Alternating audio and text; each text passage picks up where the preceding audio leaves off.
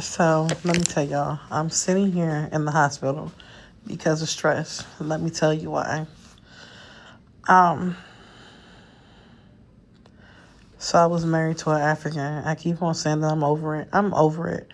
But as time go on, all the secrets is coming out, everything that I had the dreams and premonitions about. So he's bringing all his secrets from Africa. How he used me. He done brought his dad over here. And the reason why I'm in the hospital today was, first, they tried to offer me food and then they didn't eat it. But all the signs and symptoms told me not to eat or take anything from them. But my son, I allowed him to go with them for 4 months. I didn't expect it to be 4 months. I thought it was only going to be a month or 2 months. But it was like he kind of kidnapped him for 4 months over there because his endeavors of other children there. So I'm like, all right, you haven't seen your daughter in 4 months. You can watch her before we go back to Virginia. I'm not just watching her. I'll take both of them. I'm not going to kidnap your kids. I'm like, fuck it. All right. 4th of July, I allow him to come pick him up after the fireworks was over with. Or whatnot. And he picks them up for the night. And the next day I'm leaving. And my daughter telling me while we driving, Daddy came in the bathroom while Daddy left us in the tub too long, Mommy. Because he went to the store and he came in and used the bathroom.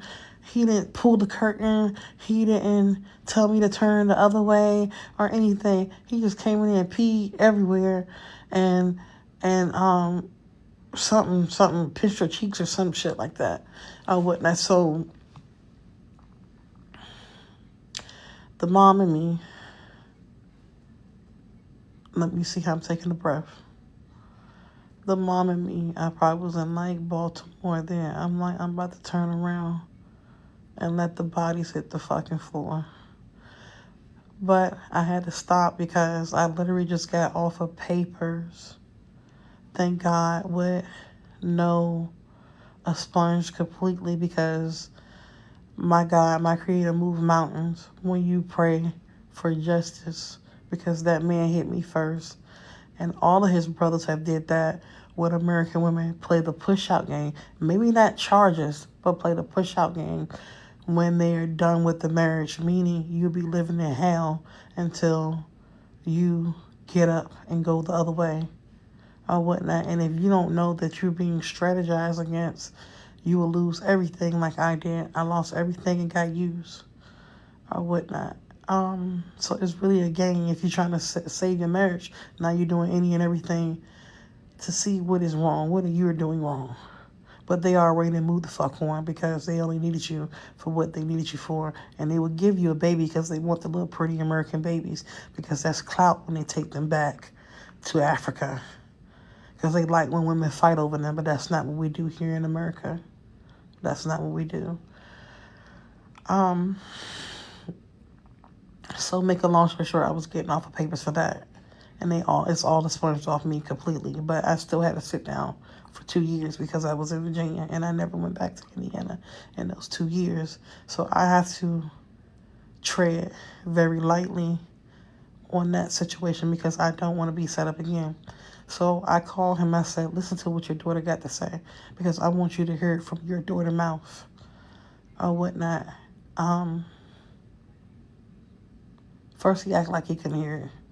And then she said, Daddy, that's what he did. That's what he did. All right. Now, today when I try to make my last video, he called and cut it off. Just called me out the blue and cut it off. All right. Then he called my daughter a liar. Because it's my daughter now. It's not his daughter. Because he chose his family over the family he created. You call a 7-year-old a liar. I don't know what type of voodoo they have on that man, but he's crazy. Let me repeat this to Benin, since y'all like her and listen to my videos and my voice. My daughter, Mata Ali Du, said that her granddad, Shefik Ali Du, dad, came in the bathroom, used the bathroom, did not pull the curtain, and then pinched her cheeks. I don't know if this, but that seems like grooming. That does not sit well here in America. It could be something so simple, but it's not simple. I know that y'all don't like her mom. I know that I don't trust none of y'all. And I know that her daddy is a coward because he just called his 7-year-old daughter a liar. Now, when I write the new history books and encyclopedias and leave my mark and my trail, I would say what y'all are. The scum of the earth. The scum of the earth. But you know what?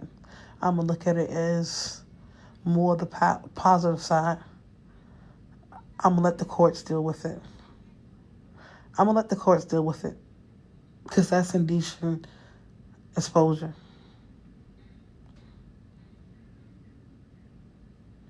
And anybody would ever been touched as a child. I've never been touched as a child. But I have friends who have been touched as a child. They would tell you that's part of grooming. And my daughter is pretty. Very, very, very, very pretty. Now, I don't know why you ain't touch my son's cheek. But you touch her cheek. I don't even know why you even in the bathroom pulling out a grown penis in front of my 7-year-old daughter. Then I don't know what type of delusion and psychosis that you have your son under. It's one thing going against me, but against his own daughter, will he have a DNA test for? This is not a maybe. Y'all done made my shit whole go limp because I want to go drop bodies.